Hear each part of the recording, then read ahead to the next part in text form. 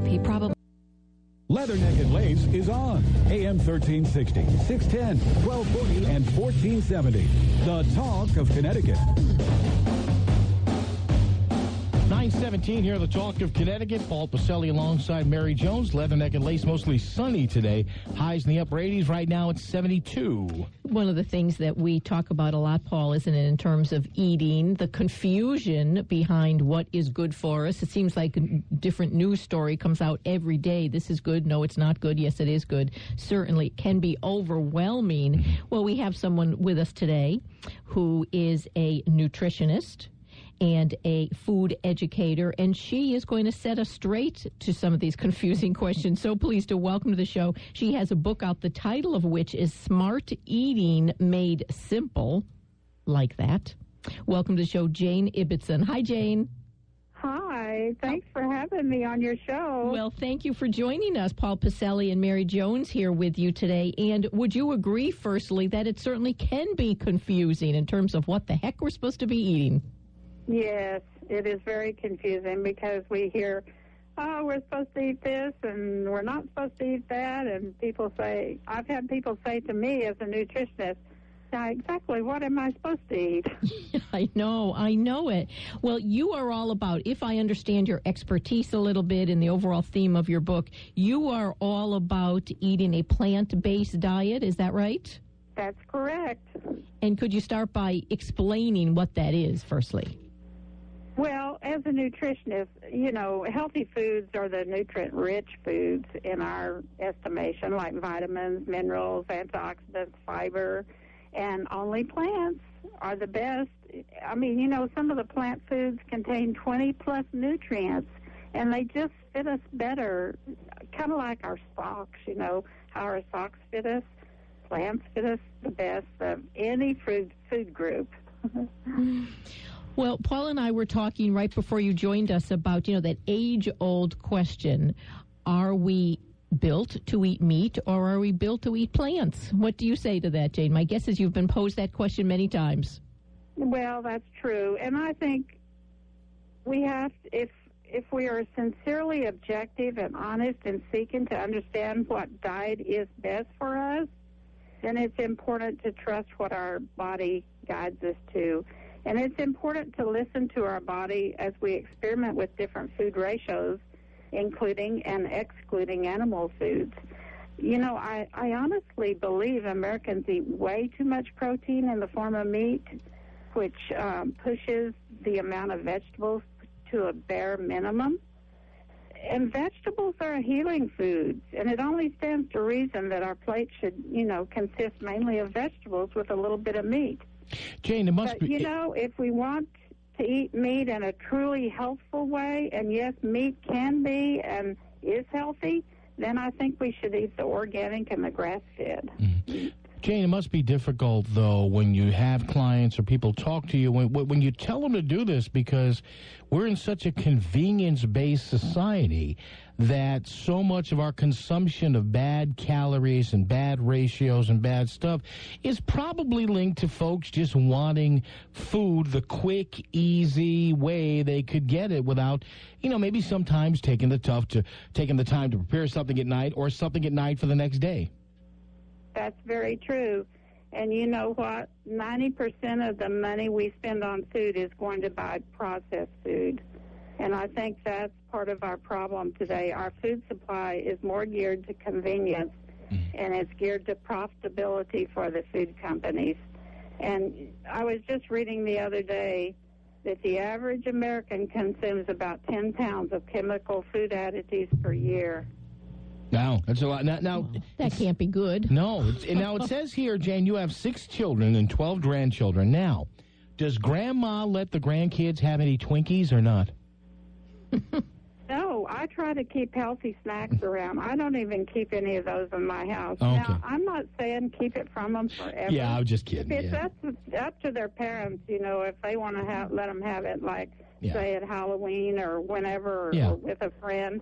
You know, I mean, there's times they can have those things, but as a general rule, we try to keep anything with added sugars out of their hands. Yeah. But I know sometimes you got to be a grandma. I know. But the bottom line is, if we deny ourselves, one of the best things I've ever read, Jane, as far as dieting and nutrition is, the more you flat out deny yourself something all the time, the more you're kind of going to want it. You know what I mean? You have to allow yourself a little break here and there.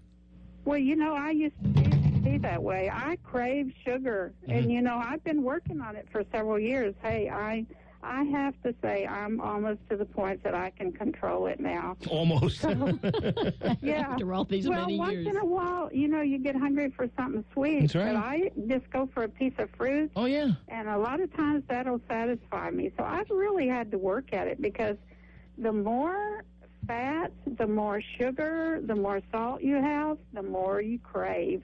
And I feel part of it is because our bodies are lacking in nutrition. We need the vitamins and minerals, and we're not getting that when we're eating those type of foods. So therefore, our bodies just say, I want more to eat, I want more to eat. And so what do we eat? The bad things, the processed foods. And we just need to work on getting away from it. And it takes a lot of discipline. I mean, just like me, I have to work at going to exercise, because that's not something I really want to do. But now foods, it's easy for me, because being a nutritionist, I study that, and, I want to do that. But like going to exercise, I can find more excuses, like, oh, it's too hot this morning. At 6 o'clock, it's 90 degrees. Well, and tomorrow morning I might say, oh, it's so humid out there. It's monsoon season, So it's always something. With foods. We have to work. Always something right. Speaking, if you're just joining us, with nutritionist and author of Smart Eating Made Simple, Jane Ibbetson. Going back, Jane, to something you mentioned a moment ago when I stated that Paul and I had been speaking about meat and whether our species is intended to eat meat or not, and you said that there are some healthy ways to eat meat, and organic grass-fed is one. Is that really the bottom line of the argument? I mean, is it eating meat or not eating meat, or is it more eating meat that was raised in a more healthy way and that's not bombarded with chemicals versus, what was it just last month, the whole pink slime thing, that came out in the news?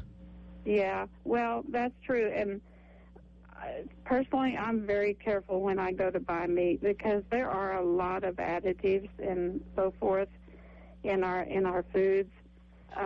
For example, the other day I was reading about someone that had pancreatic cancer, and how he cured himself was eating coleslaw every day.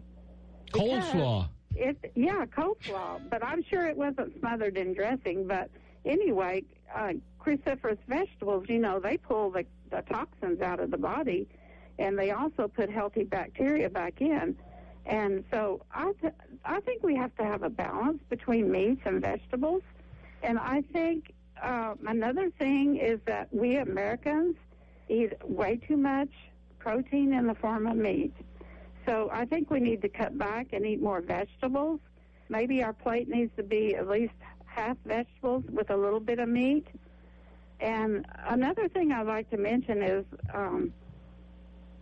10 billion, that's with a B, animals were slaughtered last year for Americans to have their meat. That's a lot of animals. And that includes chicken and lamb and, all kinds of everything. Meat. Yeah. Talk about the healing power of plants. You touched upon that briefly, but certainly would like to learn a little more from you while you're with us today. The healing power of plants, they're just, like I say, they're just well suited to us. They contain a lot of fiber. They have 20-plus nutrients, and especially the cruciferous vegetables. They pull the toxins out of the body, and they put back good bacteria back into our digestive tract. What type of vegetable was that, Jane, that word you used? Oh, the cruciferous vegetables. Cruciferous? Maybe I should explain. Like broccoli, cauliflower, cabbage, all of those type of things. And the dark leafy greens like kale and Swiss chard and mustard greens. Okay. All right. when you're having, let's say, on any given day, you're having broccoli, for example, how will you probably be preparing it? Do you steam it? Do you saute it? I do both of those, and also once in a while I do stir fries. But I have a tendency when I do stir fries to use broth instead of so much oil because I think a lot of the oils we have are unhealthy. Okay. I've been cooking with coconut oil. That sounds great. That's a good oil. And then, that's what I've read, that it's, and so that's really what I've been using. Well, that and olive oil, but I really use coconut oil 90% of the time now for cooking. Valvoline's not good, is it? No? Sorry. Just the wrong oil. It's a little too dark. It colors the food. Sorry, Jane. I just had to say that. I'm sorry. Jane, real quickly, speaking with Jane Ibbetson, Ibbetson, so you can find her name easily online, author of Smart Eating Made Simple. What's your thought on grilling? Well, I personally do not do a lot of grilling. I know a lot of people like that at this time of the year, but you have to be really careful, to those carcinogens. You can lead to cancer. If you burn things. So you have to be really careful. I think you really need to watch it and not burn the food. Well, that's what we thought was true, but we were hoping that you may say, no, grilling's wonderful. Go ahead, grill away. We should grill more. That's fine, Jane. Make us even more worried. That's fine.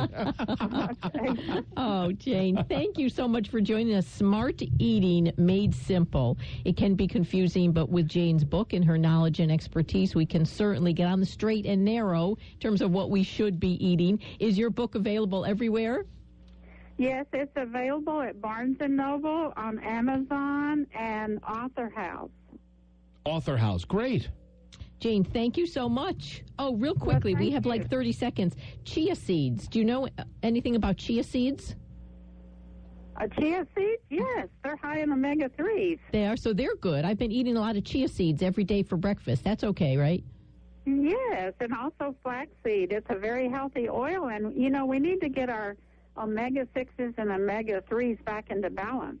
And so you're on the right track. Really? Okay. Jane, thank you so much. Jane Ibbetson, and is that the correct pronunciation, by the way? Yes, it is. Right. Ibbetson, yes. Ibbetson, nutritionist, author of Smart Eating Made Simple, which is pretty much everywhere at this point. Jane, do you have a separate website you'd like to share? Oh, yes. Jane Ibbetson.AuthorsExpress.com, and that's AUTHORSXPRESS. Thank you so much, Jane. Have a great day. We will be right back.